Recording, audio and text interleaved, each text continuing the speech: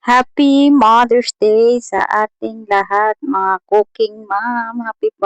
Happy Mother's Day sa inyong lahat. Kamusta kayo? Ano ang binigay sa inyo ng mga sa asawa ninyo? Sa akin kasi paldado. Charot lang guys. Hi guys, for today's video, ito na po pala ang ating ulam ngayong gabihan is bangus. Bangus na ano, tinola siya. Ganyan din ba kayo magluto ng bangus? Kasi ako ganyan kasi ako magluto. Inuuna ko yung matitigas na gulay.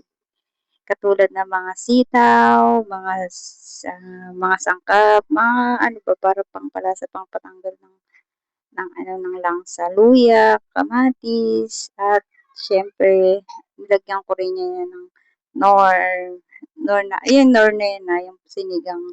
Ganyan ako magluto. Sinasabay ko na siya para malasa siya dun sa may ano. At ang di ko nilalagyan ng asin, nilalagyan ko siya ng patis. Para yung patis kasi pampalasa siya sa isda. Mas malasa siya kaysa sa asin. Kasi yung asin medyo mapait kasi yun. At ito na ang ating bangus.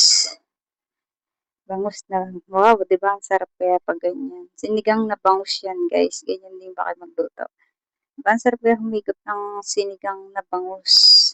Malasa ang taba kaya ng mga nabili kong bangus. At syempre, ilalagay natin yung pangmalakasang kangkong.